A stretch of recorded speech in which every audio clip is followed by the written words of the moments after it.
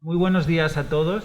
Muchas gracias de nuevo por la presencia, por la asistencia al curso. Es un gusto y un placer saludaros de nuevo. Y también es un enorme placer y un honor presentar, siquiera brevemente, a nuestra conferenciante que abre la mañana de hoy y que de nuevo realmente constituye todo un lujo para nosotros dentro de este coloquio, dentro de este curso, perdón, tener a una de las grandes especialistas en Alfonso X y en todo lo que rodea a la figura de Alfonso X, en sus muchas variantes, a la historia, al problema que representan muchas veces los textos de Alfonso X, que son también un tanto laberínticos, y los manuscritos, por citar solo algunos aspectos. La profesora Inés Fernández Ordóñez es catedrática de la Universidad Autónoma de Madrid, catedrática de Lengua, y es también académica de la Real Academia Española. Es, como les digo, una de las personas que mejor conoce la época de Alfonso X y también todo lo que rodea a este monarca en el ámbito de la cultura. Verdaderamente creo que hay pocas personas que tengan, digamos, el conocimiento, también la clarividencia, y que con mayor originalidad y con mayor influencia haya escrito sobre el monarca.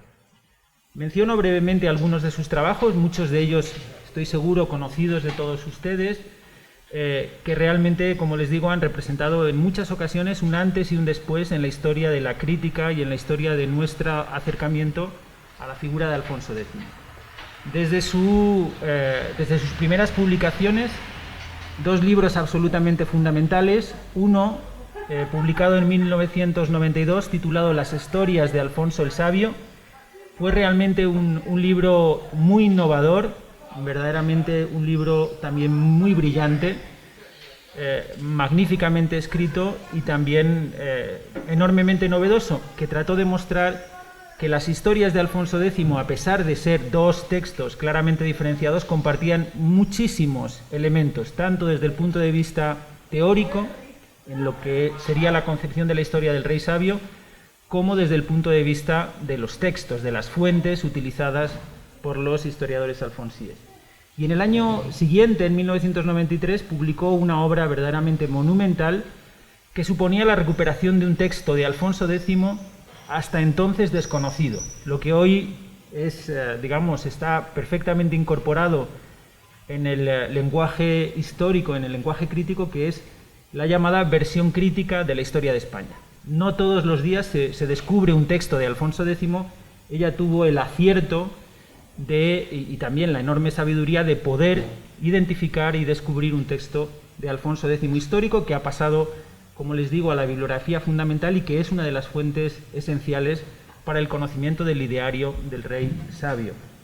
En el año 2000 dirigió un volumen fundamental titulado Alfonso X y las Crónicas de España, y ha escrito muchísimas otras contribuciones fundamentales sobre el monarca, cuyo nómina les ahorro, pero que verdaderamente, como les digo, son publicaciones absolutamente inexcusables sobre la lengua, sobre la concepción de los manuscritos, sobre la variación textual en el taller de Alfonso X y sobre los problemas, como les decía, editoriales que muchas veces tiene que enfrentar un filólogo, también los estudiosos en general, a la hora de valorar este producto, esta producción cultural, ¿no? Es, como les digo, para nosotros verdaderamente un honor, es una ocasión absolutamente privilegiada poder contar con su participación, y hoy, esta mañana, nos va a hablar de un aspecto que también conoce probablemente como muy pocas personas, o diría como nadie, ¿no? La variable lengua es el título de su conferencia, la variable lengua de los códices alfonsíes. Y sin más, Inés, tienes la palabra. Muchísimas gracias, Paco. Estoy muy abrumada por esta presentación y es muy contenta de participar en este curso. Lamento que no pueda ser de forma presencial porque ya había iniciado mis vacaciones y, bueno, quizá mucho de lo que les voy a contar ya lo saben, o gran parte de ustedes lo saben, así que me disculpo, voy a hacer un panorama sobre una serie de cuestiones que tienen que ver con la lengua en Alfonso X, en la producción alfonsí. Las cuestiones que voy a abordar son las siguientes. En primer lugar, ¿qué determina la selección de la lengua de los textos alfonsíes? Es decir, por primera vez nos encontramos con una cultura en lengua vulgar. ¿Y qué es lo que indujo al rey a utilizar la lengua vulgar? Tenemos realmente un cambio de paradigma respecto de los reyes anteriores, ¿no? Un cambio de paradigma que podríamos comparar hoy en día con las redes sociales, ¿no? De repente, de hacerse cultura política a través de los periódicos, las revistas especializadas, de repente aparecen las redes sociales y de repente hay otras vías de influencia, ¿no? de llegar al público. Pues esto es un poco, este cambio de paradigma es el que podemos detectar en la época de Alfonso el Sabio, ¿no? Y entonces, ¿qué es lo que le indujo a utilizar la lengua vulgar? En segundo lugar, intentaré dar respuesta a la pregunta qué lenguas se utilizan y en qué textos, aunque no siempre tenemos respuestas para ver bien cuál fue la selección lingüística. En tercer lugar, qué consecuencias tuvo la política lingüística alfonsí para la historia del español y del gallego. Y luego, en cuarto lugar, si podemos hablar de una codificación lingüística en época de Alfonso el Sabio, algo que ha preocupado muchísimo a los historiadores de la lengua y que ha creado bastante confusión. Bien, en primer lugar tendríamos el problema de qué determina la lengua, ¿no? Pues desde luego hay un deseo de vulgarizar el saber o el conocimiento, pero ¿por qué?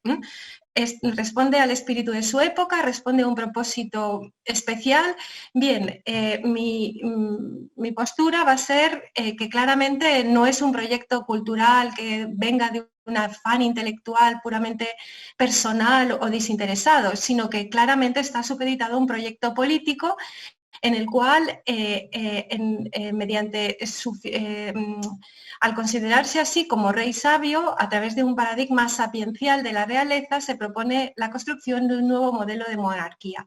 Y lo que desea, a través de la utilización de la lengua vulgar, es que ese modelo de monarquía sea compartido por todos, es decir, que en el fondo hay un deseo de divulgación ideológica, no simplemente de transmisión cultural, sino que hay en el fondo una raíz política,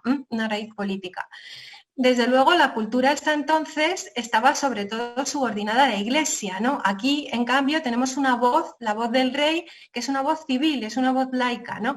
Porque la cultura eclesiástica fundamentalmente tenía como lengua de cultura el latín, y aquí vemos una lengua de cultura que ya no es el latín, que es una lengua en la que el rey puede expresarse directamente, o los sabios en los que el rey delega se expresan directamente, no necesitan la mediación de clérigos, de individuos, ¿no?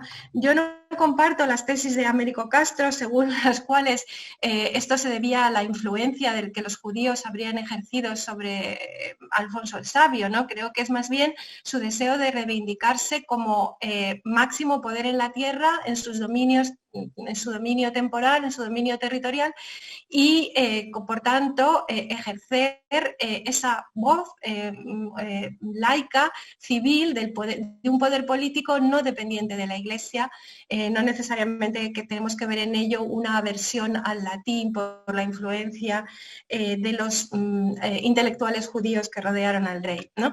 Y luego, indudablemente, hay unas características personales, ¿no? El rey tenía una sed de conocimiento inagotable y hay un deseo de protagonismo constante en todos los textos, manifiesto a través de los prólogos, las famosas miniaturas que encabezan muchos de los códices que hemos conservado.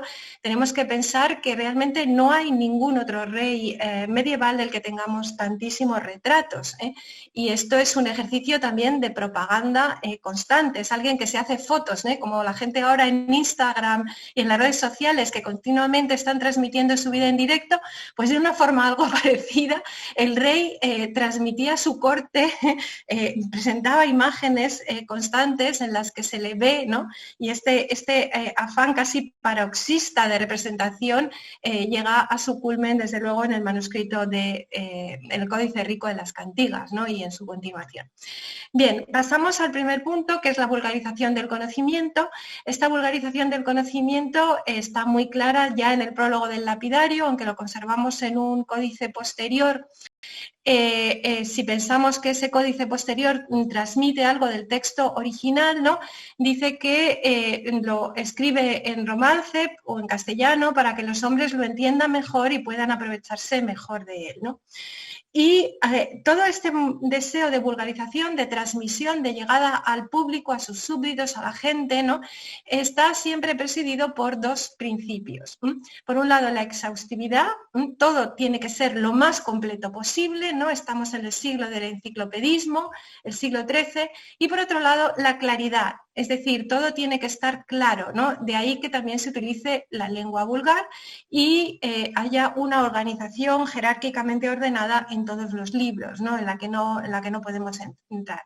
Estas diapositivas ilustran lo mismo, porque estos principios de exhaustividad y claridad se dan tanto en el prólogo de las partidas, por ejemplo, cumplidas, es decir, completas, decimos que deben ser las leyes, pero también deben ser llanas e paradinas, es decir, deben ser claras para que todo hombre, para que cualquiera pueda entenderlas, ¿no? Y estos mismos principios aparecen, por ejemplo, en los prólogos de los libros científicos en los que elaboran los instrumentos astronómicos. Dice, el libro tiene que ser bien cumplido, completo, tiene que tenerlo todo y también bien llano de entender. Y esto mismo se repite en otros de los prólogos. Hay un deseo personal, ¿no?, de destacar la autoría regia como una forma de construir el paradigma sapiencial de la realeza, de forma que el rey siempre se arroga la autoría, no solo establece o cede cierta autoría delegada en los libros científicos, utilizando la fórmula don Alfonso mandó facer o nos don Alfonso mandamos facer. En el resto de los libros se dice que él es el autor, ficiemos, compusiemos, normalmente se arroga la autoría personal en este deseo de convertirse, de crear una figura de rey sabio. Y esto se refleja paralelamente en la ejecución material de los libros con las famosísimas miniaturas que lo representan en el encabezamiento, ¿no? Por ejemplo, esta tan conocidísima del libro de los juegos, esta de las cantigas, ¿no?, del Códice Rico, o esta de la General Historia, la cuarta parte de la General Historia, ¿no?, donde aparece siempre el rey dictando el libro, sosteniendo el libro, a veces recibiendo el libro, ¿no? Aparecen, pero siempre como causa final de la ejecución del libro. Bueno, esto es en realidad reiteración de lo que ya he dicho antes, ¿no? Es verdad que en el siglo XIII hay un deseo de vulgarizar el saber y esto parte también de la Iglesia. No en vano, de repente empieza a aparecer literatura en lengua vulgar realizada por clérigos, por ejemplo, Berceo, ¿no? Pero esta literatura o esta producción textual alfonsí no es una producción vehiculada por miembros de la Iglesia, ¿no?, sino que la iniciativa de creación de estas obras es regia, no es eclesiástica, y las materias también, es decir, el contenido de los libros de Alfonso están directamente relacionadas con sus labores de gobernante. Por tanto, se esfuerza, los libros de Alfonso están acotados a una serie de áreas, porque podríamos haber tenido libros de otras muchas cuestiones, podríamos tener Biblias, podríamos tener libros litúrgicos, podríamos tener muchos otros contenidos, podríamos tener libros en las materias que se estructuraban las 7 artes liberales, el conocimiento académico universitario en el siglo XIII, y sin embargo no tenemos esos libros, o por lo menos no los hemos identificado claramente, ¿no?, sino que tenemos libros vinculados siempre a las actividades del rey. Por un lado, el derecho, ¿no?, que iba destinado a regular, a ordenar nuevamente su presente, su reino; la historia, que iba destinada, probablemente estaba destinada a que sus contemporáneos aprendieran del pasado cuál era el modelo de monarquía que el rey quería defender, aparte de enseñarles con el ejemplo de los tiempos pasados. La ciencia estaba destinada a conocer y también probablemente a manipular el futuro, pero en este caso los destinatarios seguramente no eran tan genéricos como en el caso de la historia o el derecho, sino que eran unos destinatarios más restringidos, ¿no?, y era más bien una ciencia auxiliar para el manejo personal del rey, y luego las cantigas, en las que el rey se presenta una y otra vez como intermediario entre sus súbditos y Dios en la tierra, ¿no? Por tanto, era una forma de defender que él tenía la delegación divina en lo temporal, ¿no? Bueno, sabemos todos estos textos, no podemos entrar en ellos, ni explicarlos en absoluto. Tenemos un conjunto de textos de derecho, ¿no?, entre los que tuvieron más repercusión posterior, porque tenemos una gran cantidad de copias manuscritas, son el Fuero Real y las Partidas, de las que tenemos varias versiones. En la historia tenemos la historia de España y una historia de España, la primera que se escribe y que tiene ese título, aparte de una historia universal, la General Historia. Bueno, aquí tenemos alguna imagen, esta procede de la historia de España y aquí vemos, es una imagen de Hércules fundando los pilares de la ciudad de Sevilla. Esta es una imagen de el comienzo de la cuarta parte de la General Historia, ¿no? Luego tenemos la ciencia, ¿no? En la ciencia iba encaminada, desde luego, a conocer el futuro, es decir, que estaba muy ligada a las actividades diarias de gobernante. Cuando un rey medieval e incluso de la época moderna tenía que tomar una decisión, muchas veces consultaba los astros, consultaba las estrellas. Tenemos dos grandes colecciones vinculadas a la astrología. La primera es un conjunto de obras de astrología que están más destinadas a averiguar, tomar decisiones en el presente y en el futuro, y luego obras de magia astral o talismánica en las cuales ya no es tanto averiguar el futuro lo que se persigue, sino lo que se persigue es más bien modificarlo, intervenir sobre él. Puede ser con un buen propósito o con un mal propósito, pero lo que se quiere es en realidad manipularlo, ¿no? Bien. Estas obras científicas empezaron desde una época muy, muy temprana. La mayor parte de las versiones tempranas de estas obras las hemos perdido o las hemos conservado solo en versiones latinas posteriores o en versiones refundidas posteriores, pero no tenemos el códice original. El códice original, los únicos que tenemos son el libro de las cruces, que es el que tenemos aquí, de 1259, y el libro cumplido de los judicios de las estrellas de 1254. Es decir, los únicos que tenemos, que sabemos que estos se componen en esta época, pero no tenemos físicamente el texto de estas obras, nada más que para el libro cumplido, para el libro de las cruces, y en este caso en el códice alfonsíes, y luego tenemos en los cánones alfonsíes, es decir, las instrucciones sobre cómo utilizar las famosas tablas elaboradas en Toledo entre 1263 y 1272, estos cánones los tenemos en manuscritos posteriores, ¿no?, de un manuscrito del siglo XVI, pero no tenemos el original. Pero de todas estas obras que pensamos que se elaboran en esta época, no tenemos físicamente la versión, digamos, alfonsí. ¿Por qué? Bueno, no está claro, pero parece ser que en los años, al final de su reinado, el rey decide hacer dos grandes compilaciones de textos, tanto astrológicos como astromágicos. Entonces, hay una gran colección de libros del saber de astrología, probablemente se trataba de dos códices paralelos, como muy bien ha hecho ver Laura Fernández, y en estos códices se recogían algunos tratados de la época previa, que por tanto no los hemos conservado en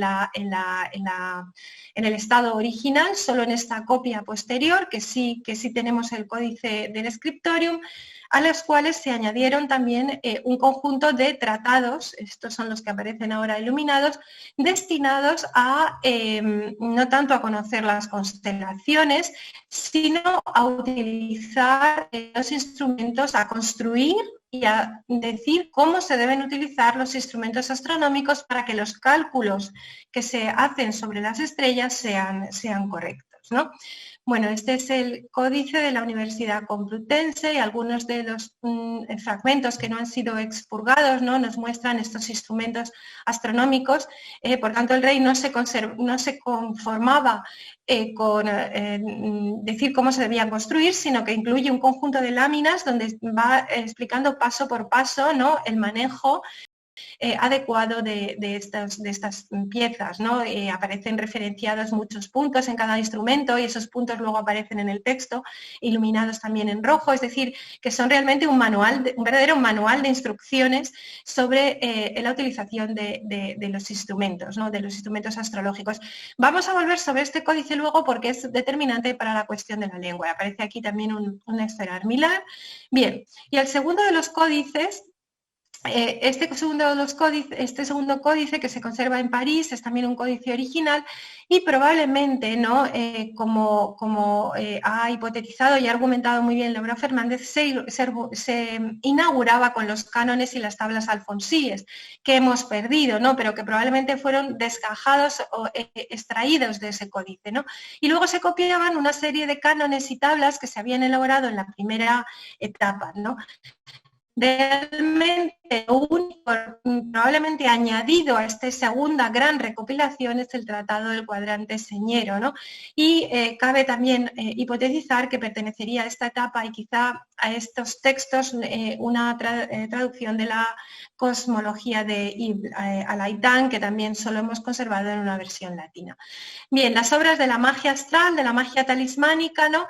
No las hemos conservado en sus primeras versiones, solo a través de versiones latinas posteriores o copias posteriores, ¿no? En el caso del lapidario, por ejemplo, no tenemos la versión original, pero sí el códice elaborado quizá hacia 1276. Luego tenemos otra gran colección de astromagia, de la que solo sobrevive el índice, que se llama Libro de las Formas y las Imágenes, y otra gran colección, el libro de astromagia, que también contiene un conjunto de tratados de astromagia que también se ha conservado muy deturpado. En cierta forma es lógica que estos tratados de magia, ¿no? Luego sufrieran cierta censura o persecución en épocas posteriores y que su supervivencia ulterior pues, se haya visto dificultada o astrada, ¿no? Bueno, estas son imágenes del códice del lapidario que se conserva en la biblioteca del Escorial. Y estas son dos imágenes que proceden del códice de astromagia que se conserva en la biblioteca del Vaticano.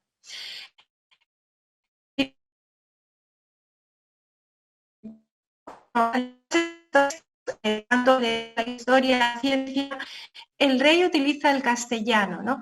Pero hay una parte importantísima, ¿no? De su producción cultural, pero pongamos cultural entre comillas por lo que he dicho ya antes, que es la devoción religiosa, la devoción por la Virgen, ¿no? Esta devoción, indudablemente, lo que quería mostrar es que el rey tenía el respaldo, el apoyo de la divinidad, ¿no? Y que sus actos estaban respaldados, apoyados por la Virgen, que a su vez es mediadora entre los hombres y Dios, ¿no? Pues él es un intermediario un poquito inferior a la Virgen en esa escala que va desde Dios Padre hasta los mortales, de los simples mortales, ¿no? Las Cantigas de Santa María es un texto que creemos que pudo elaborarse la primera versión hacia 1265-1270.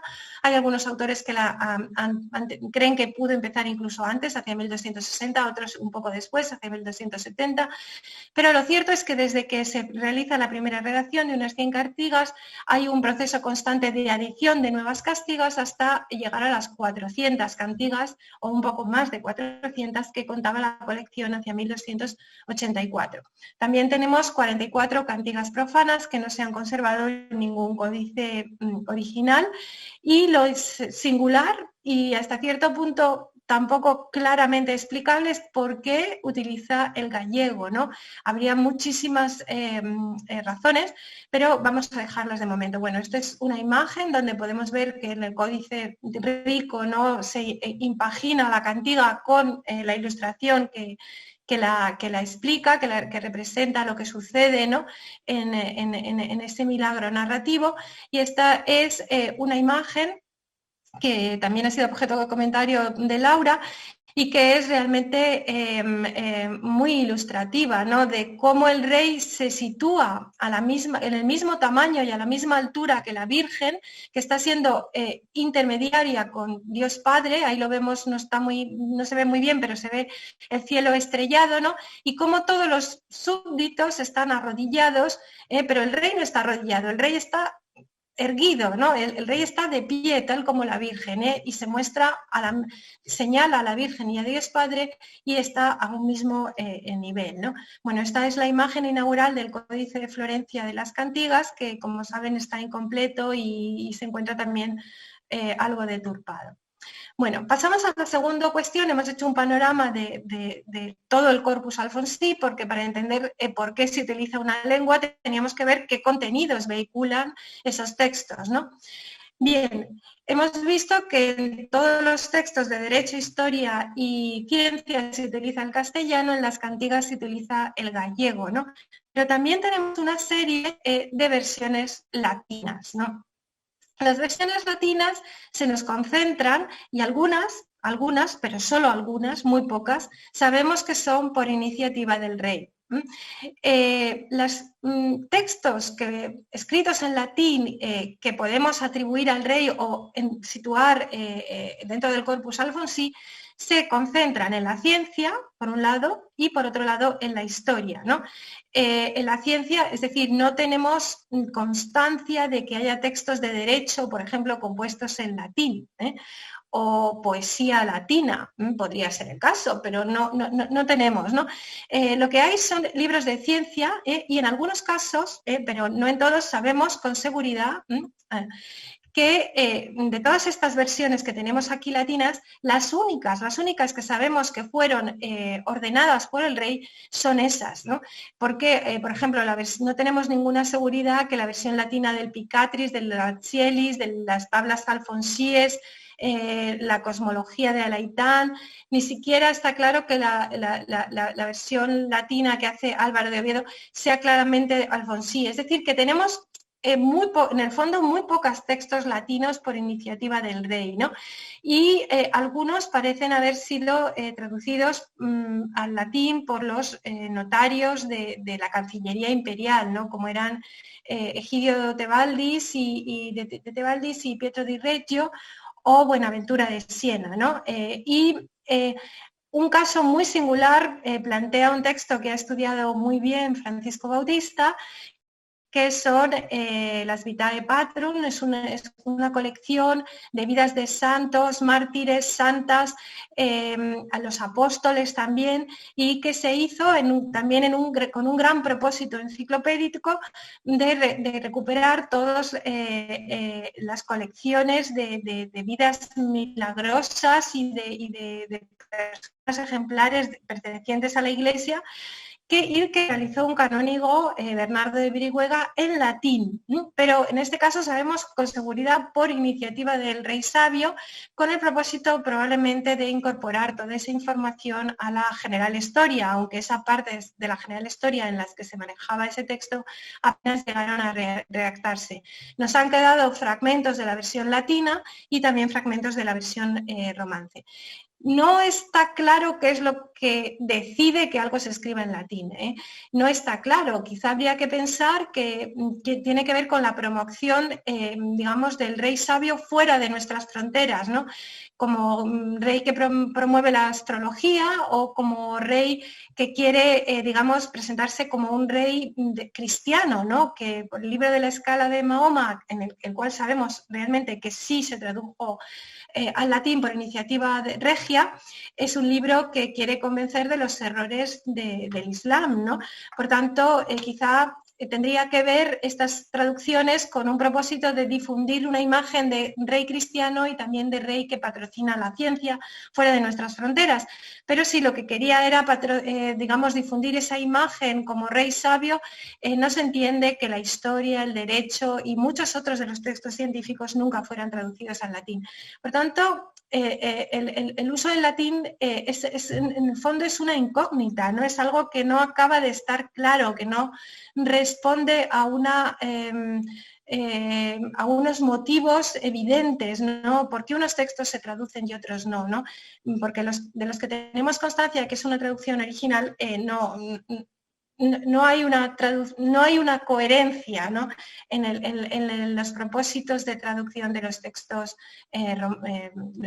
Bueno, no podemos dejar por alto, también de pasar por alto, que el rey, aparte de utilizar el castellano en toda esta inmensa producción textual, utiliza también el romance en la Cancillería, y esto también es un punto de inflexión importante. Tenemos que ver cuál era la proporción de latín y romance en la época de su abuelo, de Alfonso VIII, de su padre, Fernando III, y en la época de Alfonso IX en León, ¿no? Y daros cuenta que es casi el 100%, no hay textos en romance. Pero Curiosamente, en la última década del reinado de Fernando III, justamente cuando Alfonso X empieza a ser corregente con su padre o infante que ayuda a las tareas de gobierno, de repentinamente, ¿no?, la proporción de documentos en romance aumenta significativamente, hasta el 60%, es decir, los términos proporcionales se invierten, y en Alfonso, y cuando él llega al poder, el 100% de la documentación interna al reino está emitida en romance y no en latín, ¿no? Hay, por tanto, una clara política lingüística de utilización del romance para afirmar el reino, ¿no? Y, de nuevo, no depender de la lengua quizá de la Iglesia. Bien, aquí tengo que pasar al tercer punto, ¿no?, que es qué consecuencias tuvo esta política lingüística, entendiendo esta política lingüística por la utilización del romance, del castellano, del gallego, ¿no?, en la historia del español y el gallego. Y lo cierto es que las consecuencias fueron muchas. Para entender por qué tienen lugar esas consecuencias, tenemos que pensar que con Alfonso se inicia en lo que los lingüistas llamamos un proceso de estandarización. La mayor parte de las lenguas del mundo no son lenguas estándar, ¿no? Las lenguas estándar son lenguas que se han visto sometidas a un proceso de intervención consciente por parte de la comunidad lingüística que las usa, y esa intervención consciente, esa manipulación de la lengua en la que adquiere nuevos contenidos simbólicos, nuevas utilizaciones, ¿no?, exige una serie de pasos, una serie de procesos, una serie de etapas, ¿no? Por un lado, tiene que ver una selección, es decir, tenemos que seleccionar qué lengua o qué variedad de las muchas que se usan en un lugar dado, en un territorio dado, cuál es la que vamos a convertir en la lengua estándar. Luego tenemos que darle una identidad. Esa selección tiene que estar basada en una identidad, es decir, los hablantes tienen que ser conscientes de la identidad de la variedad que utilizan. En segundo lugar, tiene que tener lugar una capacitación, es decir, o un aumento del ámbito funcional. Esa variedad seleccionada para ser estándar tiene que utilizarse en cualquier situación comunicativa y en cualquier ámbito de conocimiento, en cualquier campo del saber. Esto es uno de los problemas que tienen siempre las lenguas con una estandarización deficiente, ¿no? Que se utilizan en algunos campos, pero no acaban de imponerse en todos, ¿no? Y en tercer lugar, tiene la codificación o fijación del uso lingüístico, que es lo que nosotros normalmente hoy en día entendemos como español normativo, la norma lingüística, pero esto es lo que nos solemos fijar, ¿no? Pero realmente el proceso de estandarización exige todas estas cuestiones y algunas más. Bien, pues Alfonso el Sabio es fundamental para la historia del español y del gallego por el punto 1 y el punto 2, no tanto por el punto 3, ¿no? Aunque durante mucho tiempo se ha pensado que en el punto 3 habría tenido también una influencia determinante. Bien, respecto a la selección y a la identidad, está claro que para la prosa y para muchos de los textos se utiliza el castellano, pero en la identidad tenemos aquí unos matices interesantes, ¿no? Y es que, por ejemplo, en ninguno de los documentos jurídicos emitidos desde la Cancillería alfonsí o en ninguno de los textos del derecho, es decir, de foro real, espéculo, partidas, etcétera, cuando se alude a la lengua búlgar, nunca se la llama castellano, sino que se habla de vulgar idiomate, romance, pero nunca nuestro lenguaje, pero nunca se dice castellano, ¿no? Aquí tenemos algunos ejemplos. Por ejemplo, en la primera partida se dice que se toma de los buenos fueros y de las buenas costumbres de Castilla y León, es decir, que el texto tiene un ámbito abarcador a todos los reinos de Alfonso el Sabio, pero cuando se refiere al lenguaje en el que el texto está escrito, dice en nuestro lenguaje, en romance, en nuestro lenguaje, nunca, cuando contrasta con el latín o el griego, nunca dice castellano, ¿no? Sin embargo, esta precaución de nunca hablar de castellano desaparece en los libros de historia, donde si tenemos una traducción de un término latino a la lengua vulgar, se habla en lenguaje castellano, en el castellano, y lo mismo encontramos en los textos científicos. Se habla abiertamente del lenguaje castellano, del lapidario, en el lenguaje de Castilla, etc. Bien, hay que saber que esta denominación de la lengua vulgar, de la lengua romance, a través de un gentilicio territorial, es una novedad absoluta en la península ibérica y también es bastante novedosa en términos europeos. Es decir, lo habitual en esta época era ser consciente de que latín y romance eran distintos, pero no se establecía una diferencia entre variedades internas de romance. Por ejemplo, la primera mención del catalán aparece más allá de finales del XIII. Las primeras menciones del portugués y el gallego como lengua autónoma y con un gentilicio territorial tenemos que esperar al siglo XV. El aragonés y el navarro tienen menciones en el siglo XIV. Por tanto, en lo que es absolutamente revolucionario Alfonso X es en llamar a la lengua vulgar con una identidad basada en un territorio castellano, es decir, la lengua de Castilla. Y este hecho es probablemente el que explique que nunca se utilice castellano en los textos jurídicos ni en los documentos jurídicos, ¿no? Porque quizá esto podría haber, digamos, causado, pienso yo, algún conflicto, ¿no? En los textos jurídicos, puesto que el rey no solo era rey de Castilla, también de León, de Toledo, de una serie de territorios en el sur de la península, ¿no? Por tanto, esto es un interesante matiz, ¿no? Que quizá tiene que ver con la repercusión política del nombre de la lengua, ¿no? Del nombre de la lengua vulgar. Bueno, para el gallego tenemos también un paso importantísimo, ¿no? Porque no hay que olvidar que los textos en gallego más antiguos que conservamos en un códice lujoso, son las cantigas de Santa María, ¿no? Tenemos testimonios de cantigas y de textos anteriores, pero no se conservan normalmente en testimonios originales. Por tanto, las cantigas escritas en gallego son también un punto de inflexión, un punto importantísimo para la estandarización de la lengua gallega. Estandarización que siguió un proceso bastante lineal y muy parecido al castellano hasta finales del siglo XIV, ¿no? Donde ya a partir de ese momento entró en crisis, ¿no? Por tanto, para la historia del gallego, las cantigas son también una referencia fundamental.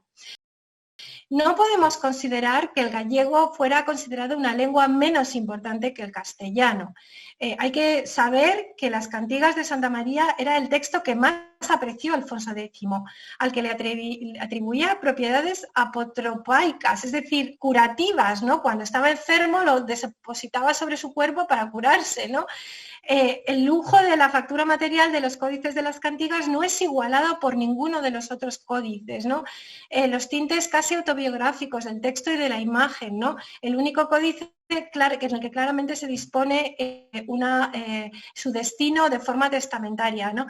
Por tanto, no podemos pensar que el gallego fuera minusvalorado en la corte alfonsí, sino simplemente que hubo quizá una especialización entre la prosa y la poesía, ¿no? O que para Castilla utilizó el castellano y en representación del Reino de León utilizó el gallego. Esto indudablemente supone una minusvaloración o una falta de visibilidad, como se dice ahora, para otra de las lenguas que se hablaban en León, que era el asturleonés, el asturiano, ¿no? Lengua que parece oculta y que solo recibe una identidad con un nombre hasta la época moderna. Solo tenemos menciones, ¿no?, del siglo XVI y XVII, ¿no? Indudablemente puede haber contado la tradición poética previa para que se utilizara el gallego, pero también es interesante hacer constar que no utilizó el provenzal, ¿no?, que era la lengua canónica de los trovadores y de la poesía, sino que utilizó una lengua que se hablaba en su reino, ¿no? Hay, por tanto, también una voluntad de afirmación política y en este aspecto lingüístico y de no sujeción a las lenguas que en el mundo europeo se utilizaban, ¿no? La poesía trovadoresca traspasa los límites del ámbito occitánico, ¿no? y se escribe no solo en Cataluña, sino también en otros lugares. Bueno, aquí entramos en el último de los puntos que tenemos, y este dicho, es decir, que vemos que el rey contribuyó notablemente a la selección, a la identidad lingüística, contribuyó notablemente a la capacitación de la lengua, ¿no? Porque al ejercitar, al utilizar la lengua en el derecho, la historia, la ciencia, la poesía, indudablemente la lengua se plantea retos, tanto desde el punto de vista léxico como sintáctico, que antes no se había planteado, porque las lenguas de cultura previas eran el latín y el árabe, y por tanto todo esto contribuye notablemente al proceso de estandarización. Pero nos debemos pensar hasta qué punto intervino el rey en la codificación, es decir, en la fijación del uso lingüístico, ¿no? Bien, este debate durante cierto tiempo, por ejemplo, Menéndez Pidal pensaba que el rey tenía un criterio parecido al que podría tener hoy la Real Academia sobre lo que es correcto, lo que no es correcto, y que ese criterio lo habría aplicado a sus textos, ¿no? Bueno, esto es un pensamiento completamente anacrónico, pero bueno, tiene cierta base, ¿no? Y esta base viene del prólogo del tratado, del libro que inaugura los libros del saber de astrología, que es el libro de las figuras de las estrellas fijas, que son el octavo cielo, que es una versión revisada que se hizo en 1276 de un texto que sabemos, como dice el propio prólogo, que se hizo, ¿no?, que se tradujo en 1256. Allí se dice que el rey ordena la traducción del texto a su judío Yehudá ben Moshe y a un aragonés, Guillena Remón de Aspa, ¿no?, o occitano, en 1256, pero luego dice lo siguiente, el prólogo, ¿no? Dice, después lo enderezó, lo mandó componer este rey sobredicho, etoyó las razones, que entendió que eran sobellanas y dobladas, es decir, quitó los contenidos que entendió que estaban duplicados, y dice que no eran en castellano derecho, puso las otras que entendió que incumplían, es decir, y puso los otros contenidos que entendió que eran necesarios, y dice, cuanto el lenguaje, solo él por sí. Es decir, aquí dice, hay un criterio que es el castellano derecho, ¿no? Y dice que ha enderezado, que ha corregido el lenguaje, ¿no? Bien, entonces aquí esto ha hecho correr ríos de tinta a lo largo de las décadas, porque se ha pensado que el rey tenía un criterio lingüístico claro, ¿no?, en el que habría corregido y habría dicho esta forma sí, esta forma no, ¿no? Bien, ¿cómo interpretamos hoy en día, ¿no? ¿Cómo interpretamos este párrafo, ¿no? Bien, pues es el libro de las estrellas fijas, ¿no? Es un libro en el que se representan las constelaciones, y al lado de cada constelación se discute cuál es el nombre. Aparece la representación iconográfica de la constelación, es decir, que si tenemos Sagitario o Acuario, aparecen las estrellas, y también aparecía, ¿no?, la representación iconográfica de esa constelación, ¿no? Y entonces luego se discute cómo esa constelación se llamaba en latín, en griego, en árabe, y entonces el problema que tenían los traductores alfonsíes era decidir cuál de esas denominaciones, la de la tradición latina, la de la griega, la del árabe, era la que mejor encajaba con la representación de la imagen de la constelación, es decir, de la iconografía de la constelación. Por tanto, como en su momento puso de manifiesto Mercé Gómez, realmente, probablemente la tarea enmendadora de Alfonso el Sabio fue seguramente decidir cuál era el nombre más adecuado, ¿no? Por ejemplo, aquí tenemos la constelación que dicen en latín Ketus, en griego Kaitos, que quiere decir animal marino, en arábico, bueno, no sé pronunciarlo, Hayahue, no sé qué pone. Hay en ella 22 estrellas y son todas de esta forma, ¿no? Y aparecen, ¿no? Y entonces dice, extraña y maravillosa es esta figura que llaman Kaitos, que ella la cabeza de león, el cuello y los pechos, en las piernas y los pies como de ciervo, todo el cuerpo de pescado, ¿no? Es un animal mitológico, monstruoso. Por esto en latín la llaman cetus, que quiere decir tanto en castellana como ballena, ¿no? Dice, pero fijaos cómo utiliza el adjetivo derecho, dice, más el más derecho nombre es Kaitots, porque es esta figura compuesta de animales de agua y de tierra. Es decir, que cuando habla de castellano derecho, probablemente se está refiriendo a la elección terminológica, a la elección denominativa el nombre de la constelación, cuál era el más adecuado de acuerdo, ¿no?, con la representación iconográfica de esa figura, ¿no? Bueno, esta es una imagen, justo la que corresponde.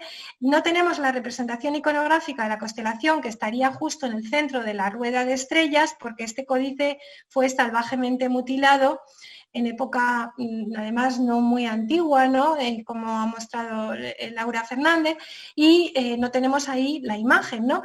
Pero está claro que este era el propósito de Castellano le hecho. Sabemos que el rey no hacía los libros, el rey ordenaba los libros, los diseñaba, daba instrucciones precisas, a veces sobre las figuras, las miniaturas, pero no los realizaba directamente, ¿no? Un caso muy bonito está justo en el libro de la astrología, en la Zafea, donde el rey da instrucciones precisas sobre cómo tienen que ser la miniatura que represente el instrumento astronómico. Y después dice, no es don rey Alfonso, dijimos, mandamos figurar la figura de ella y mandamos señalar con tinta prieta todos los cercos que llamados tal, o sea, mandamos dibujar con tinta negra, ¿no?, todos los círculos tal. Y entonces, justo después viene la figura, y en la figura, en la de la miniatura, aparecen materializadas todas las instrucciones del rey. No, pero pese a ello, ¿no?, pensamos que la intervención del rey en la codificación fue realmente limitada, ¿no? Por tanto, indudablemente, el ejercicio, la utilización de la lengua vulgar en materias reservadas al latín y al árabe favoreció en la codificación, ¿no? Se propuso como modelo de lengua escrita, de lengua de cultura en esas áreas de conocimiento, alcanzó así una situación de privilegio, de prevalencia sobre otras lenguas que no hubieran utilizado o no se hubieran expresado en esas materias, pero pensamos que no hay una codificación en un sentido moderno, ¿no? Lo que hay fundamentalmente es si podemos pensar en una codificación por la vía de los hechos, ¿no?, por la vía de los hechos. La influencia del modelo de lengua alfonsí en la configuración de una norma lingüística culta del castellano medieval es muy variable.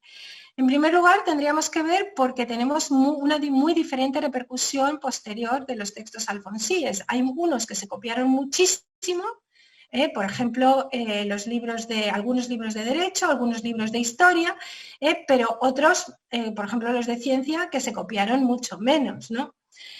En segundo lugar, es variable porque el castellano de los textos presenta una notabilísima variación dialectal, es decir, los textos no tienen un comportamiento lingüístico uniforme, ¿no? Y en tercer lugar, no podemos considerarlo tan influyente porque muchas de las opciones lingüísticas características de los textos alfonsíes, que son generalmente opciones lingüísticas del siglo XIII, pues fueron abandonadas en el siglo XIV. Es decir, que cuando observamos los aspectos comunes a todos los textos, pues hay ciertos rasgos lingüísticos que son comunes que de repente los textos del siglo XIV ya no utilizan. Por tanto, si hubiera sido tan influyente la norma lingüística o una supuesta codificación del castellano en época de Alfonso el Sabio, deberíamos esperar que esos rasgos hubieran continuado durante más tiempo. Bueno, el papel del rey, esto ya lo he contado.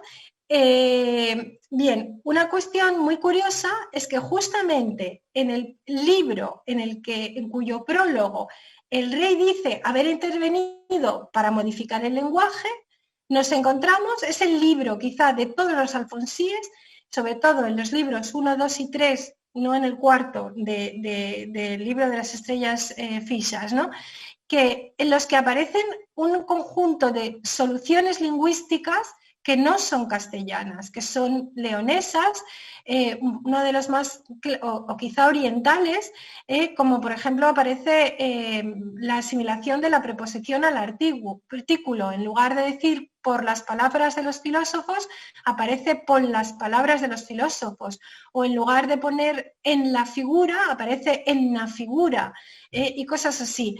No, les he ahorrado la lista de rasgos porque nos llevaría toda otra conferencia, pero lo que es curioso es que los 3 primeros libros del libro de las estrellas fisas justamente tienen rasgos lingüísticos que no se reproducen apenas en otros textos alfonsíes, es decir, que tienen rasgos lingüísticos claramente no castellanos. Y es muy dudoso pensar que el rey pudo corregir o intervenir en ese sentido. Bien, otra variable que tenemos que ver para considerar la variación dialectal es que la lengua que se utiliza en la Cancillería, desde un punto de vista dialectal, no es la lengua de los códices, ¿no?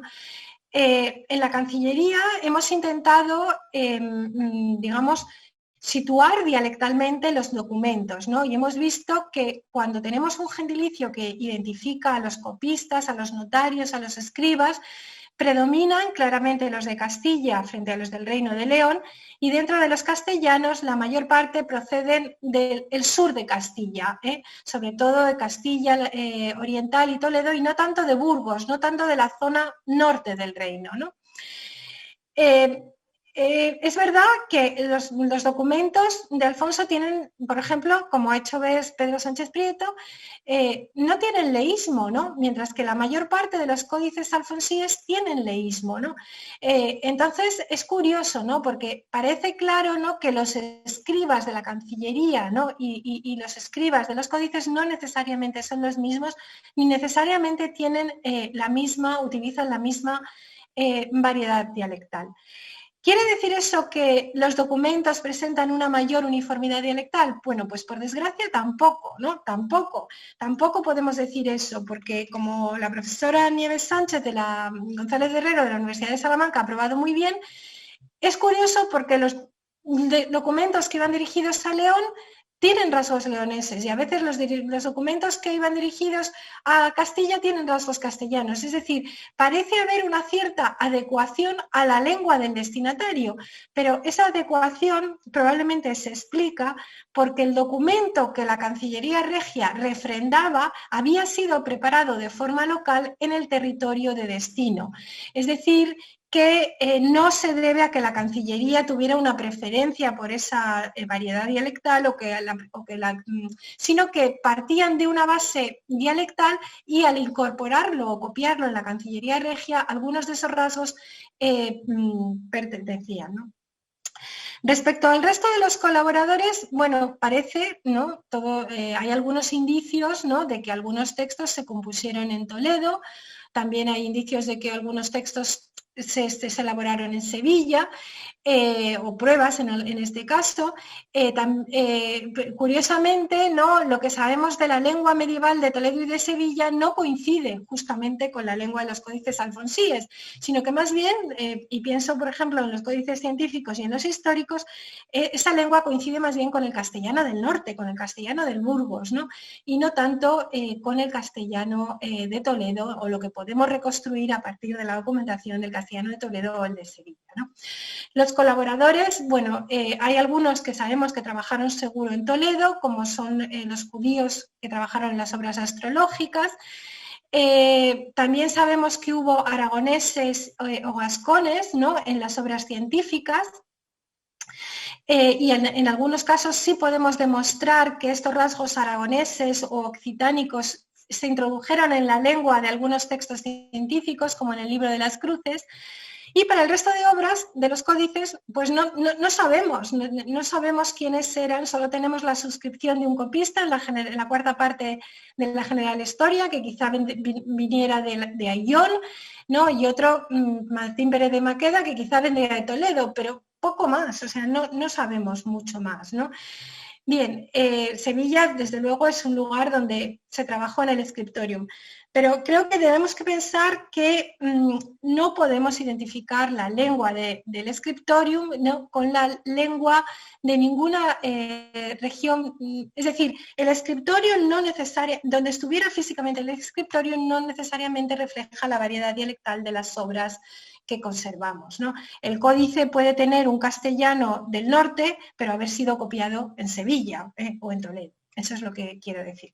Y algunas, como una prueba o unas pequeñas muestras de variación dialectal, mencionaré, por ejemplo, el libro de las cruces. Ya vimos, por ejemplo, que el libro de las estrellas fijas, ¿no?, tiene soluciones claramente no castellanas y que probablemente son de carácter leonés, ¿no? Si no son, quizá podrían ser también en algunos aspectos, a veces podrían ser aragonesas u orientales. En el caso del libro de las cruces es seguro, ¿no?, que tenemos muchísimas soluciones aragonesas o de estirpe occitánica. Y que se puede, no los puedo enumerar aquí, ¿no?, pero es una lengua claramente, es un castellano de tipo oriental y con una base, podríamos decir, aragonesa u occitana. Lo mismo pasa con el libro cumplido de los Judicios de las Estrellas, ¿no?, que no es tan oriental, pero también tiene una base fundamentalmente oriental. Podemos decir lo mismo de la copia validada por Miriam Brediaillon del Foro Real, que representa un castellano de tipo oriental, no es un castellano de tipo occidental. Pero en cambio, por ejemplo, las obras, la General Historia, por ejemplo, en el Códice Original de 1980 o el Códice Original del Códice de la Historia de España, tienen un castellano de tipo occidental, que tiene una serie de rasgos que no están presentes en los textos anteriores, ¿no? Y además un castellano occidental de tipo probablemente septentrional, no toledano, sino septentrional del norte, ¿no? Por tanto, los códices alfonsíes no están exentos de variación dialectal entre ellos y ni siquiera de forma interna, porque a veces podemos detectar diferencias lingüísticas en los cambios de copista, ¿no?, en distintas secciones del códice. Desde luego, un caso clarísimo es la Historia de España, otro caso clarísimo es el libro del saber de astrología, donde tenemos como capas lingüísticas diferentes mezcladas en segmentos diferentes del códice, ¿no? Por tanto, no hay una uniformidad dialectal que haga pensar que el rey defendió un modelo lingüístico y que trató de imponerlo en sus documentos o en los textos que se patrocinó dentro de su escritorio. Y ni siquiera el aspecto, ¿no?, que más define o que suele definir la supuesta codificación alfonsí, la llamada grafía, mal llamada alfonsí, porque ya empieza en la época de su padre, Fernando III, tampoco es siempre uniforme, ¿no? Hay significativas diferencias gráficas entre unos códices y otros y también entre los documentos y los códices, ¿no?